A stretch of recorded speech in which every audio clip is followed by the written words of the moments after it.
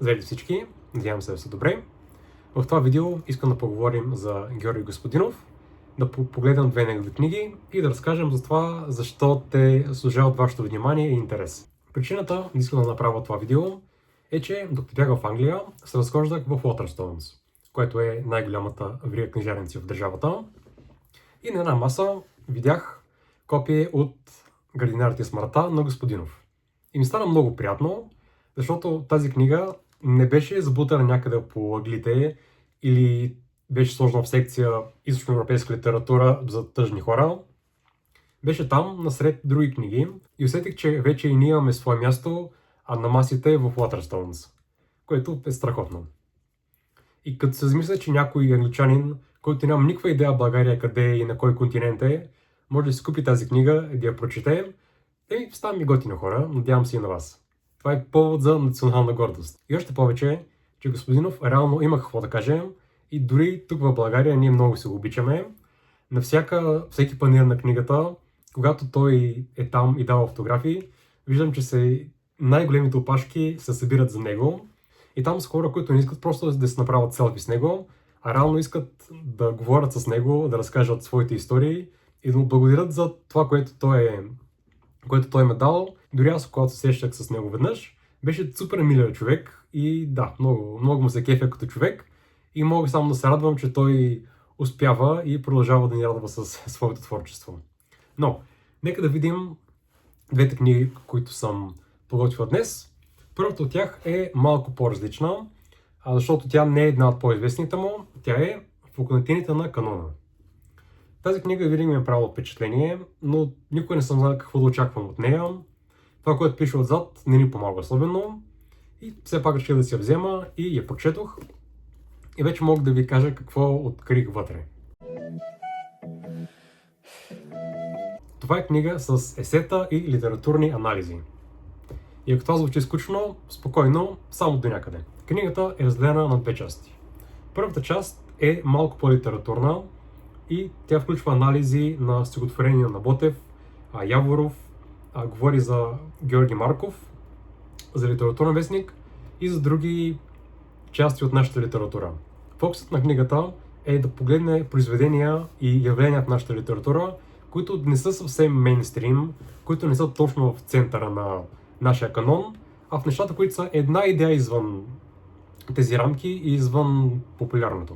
Той казва, че там се крият някои от най-интересните неща и аз поделям това негово мнение. Господинов, преди да стане известен писател, се е занимавал с литература и с преподаване. Така че той има една много богата обща култура за нашата литература и за литературната история и това е на голям показ в тази книга. Така, това означава ли, че първата част на тази книга с литературните анализи е интересна? До някъде. Аз би казал по-скоро не. Някои от произведенията в първата част много ме измъчиха и даже по едно време мислех да се откажа, но продължих напред и се радвам, че го направих. Но ако започна тази книга, се пригответе, че на някои места ще е бая скучничка. Няма как да го отрека. И нещата, които харесвате в Господинов, ги има в тази книга, но те са малко по-накрая. Все пак, това, което е най-интересното в първата част на книгата, е според мен разказът за списание Кръсчендо. Това е било списание за футуризъм, което се издавало през 20-те години на 20 век в родният на Господинов град Ямбол. То се издава от Кирил Кръстев и тук е много любопитно как книгата описва този културен свят на 20-те години в един много малък град, където уж нищо не се случва, но в същото време има младежи, които се интересуват от най-новите течения в европейската литература, които са се абонирали към списания с литература от чужбина и имат един много богат вътрешен културен свят и тези хора не ги е страх да правят неща в едни много битови условия. Това е бил един много груб свят между две световни войни, когато предполагам, че имало доста липси, но въпреки това тези хора от един малък град са решили да правят списание и са препечатвали неща без да плащат роялтис на авторите им, няма значение. И просто това беше много интересно. Дори искам да ви прочета един абзац за един интересен герой. Секунда. Да споменем и писателят сатирик и авантюрист Матей Вълев. Ямбол му е тесен, София също, отива в Берлин, Европа му е тясна, живее в Южна Америка, става градинар, рибар и каубой в Бразилия, пише книгата Прах след стадата, връща се тук, завърта главата на най-красивата българска поетеса Багряна, пишат заедно радиопиеса, публикува в Златорог, изчезва на фронта. Брат, какъв е този човек? Защо за него няма Netflix документари? И просто има много такива дребни, страхотни портрети на интересни хора, за които няма къде да чуете, освен в тази книга. Така че дори само за това, ако ви е интересна тази културна среда от 20-те и 30-те години на миналия век, то само за това си заслужава да дадете шанс на тази книга. Във втората част обаче нещата стават малко по-интересни, защото темите се завъртат около това, за което Господинов ни е най-интересен, а именно темите за живота през социализма, спомените на хората и това как тези спомени и споделянето влияят на живота днес. Тук анализът не е толкова литературен, колкото социологически. Тук той се фокусира на няколко източника на информация, като примерно еротиката през комунизма, картините, които показват живота през комунизма, лексиконите и други такива неща. И чрез тях рисува един много красив свят на това какъв всъщност е бил живота тогава. Може би най-интересно тук ми беше частта за лексиконите. В един свят, в който хората не са свикнали да пишат за себе си и да остават следа, това е документ, в който младежите пишат за това какво мислят, за какво мечтаят, каква музика слушат и всякаква такава информация, която е била много ежедневна, но в днешно време може да ни разкрие много за живота тогава. Тук той съпоставя какви са идеологиите на комунизма и това какво той очаква от хората и реално хората как се държат, за какво мислят и за какво мечтаят. И мисля, че тази съпоставка е много интересна и наистина показва в прав текст докъде са били границите на този режим и как тази идеология в крайна сметка не е успяла да пробие главите на младите хора по това време. За десерт имам една глава, в която говори за връзката между книгите и емпатията. Тук той използва за пример протестите през 2013 и 2014 година, когато книгите и четенето са били символ на свободния мислещ човек срещу опресията на държавата. Той разказва как полицаите са били с тяхните метални щитове и от другата страна са били хората, които са правили щитове, които да наподобяват корици на книги. В заключение, тази книга съдържа някои истории, които със сигурност няма да забравя скоро и които се радвам, че прочетох. Но няма как да си избегне факта, че на места тя е много скучна, така че бих я препоръчал, но ако ще посягате към нея, със сигурност се подгответе малко да се потрудите, за да извлечете максималното удоволствие от нея. И така, преминаваме към втората книга, за която ще говоря днес, и тя е Градинарът и смъртта.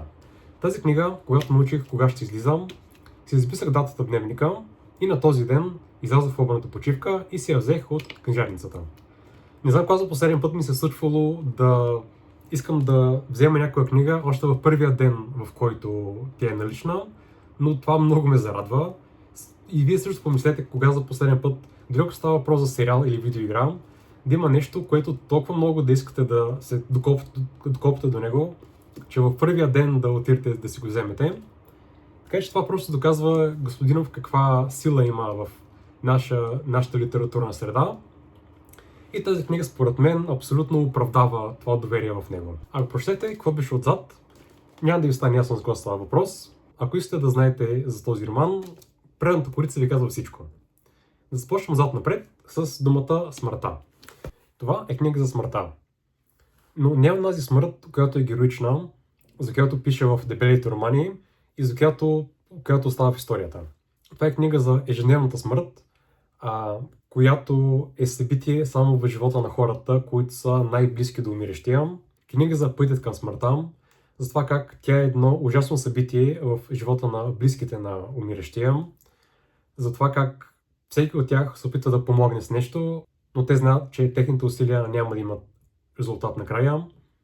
Това е книга за ходенето по болници, по доктори, книга за отиващия си живот, за отиващите си умения на умиращия да се грижи само за себе си. И е книга за смъртта, която е много ежедневна и която идва за всички от нас и хората, които обичаме. Затова книгата е и доста тъжна. И ако сте някой, който е много емоционален, тогава тази книга може много да ви разплаче, защото всеки ще се припознае в тази история. Дори да няма родители, които са умерли по този начин, или баби, или дядовци, това е едно събитие, което е сходно за всички, но в същото време си е уникално за всеки един от нас. Господинов е толкова брутално точен в своите описания, че тази книга според мен може да е буквално като един наръчник на това какво да правим, когато някой наш близък започне да умира. Не се шегувам. В смисъл, толкова е детайлна и толкова добре описва всичките емоции и целият спектър от неща, които ти минават през главата, че аз се почувствах много близък с Господинов в тази книга и със сигурност на него не му е било лесно да сподели тези толкова лични неща на всички нас, но ние може само да сме му благодарни, че го прави. Но не е само смърт и сълзи, защото това е книга и за втората думичка – градинарят. В този случай градинарят е бащата на Георги Господинов, който е бил ключова фигура и в някои други негови произведения. Господинов очевидно има много силна връзка със своя баща и той вижда баща си не само като обикновен човек, а като едно почти митологично същество, което има много богата история и което знае неща, които ние, смъртните, не знаем.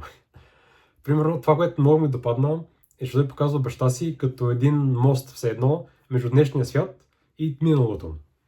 Той казва как баща му, примерно, помни имената на някои хора в техния род, които никой друг не помни.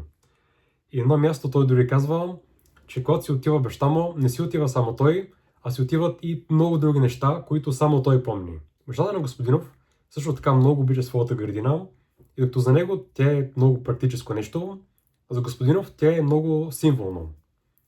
Той много често се връща към тази градина и се държи с нея като едно живо същество, което има много силна връзка с неговия баща.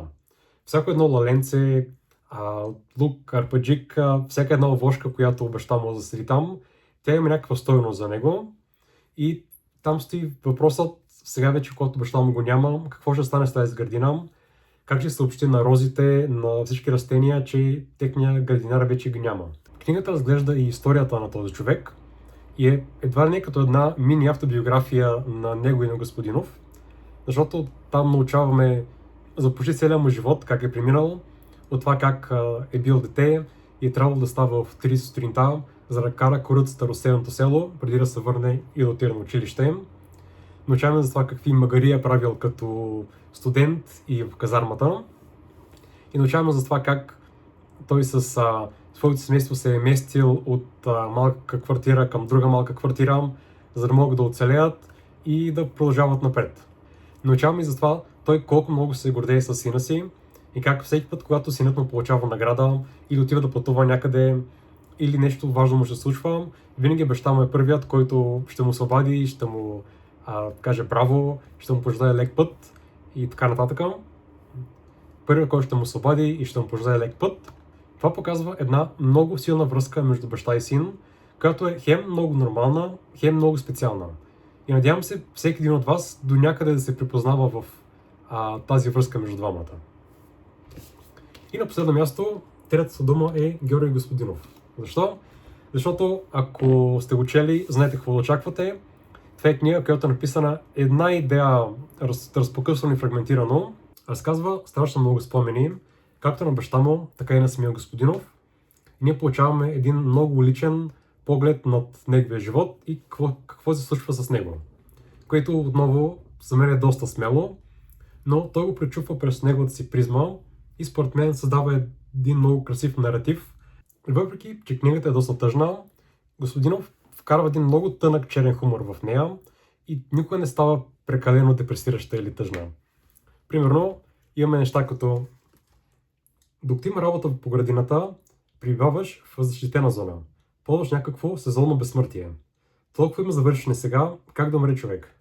Също така има някои доста готини истини, които той споделя, като например, истината е, че много пъти през годините съм смислял за този момент, страхувал съм се от него, представил съм си го в детайли.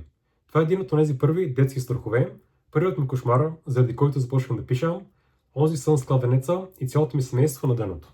Просто това е една тема, като толкова добре съчетава силите на Господинов, че няма как да не се получи роман, който си заслужава да бъде прочетен и който ви казва много неща, които е добре да ги знаете. В заключение, прочете тази книга, важна е и може някой ден да ви потрябва знанието, което тя дава. Да не жив и здрав Господинов и да продължава да радва народа. До скоро!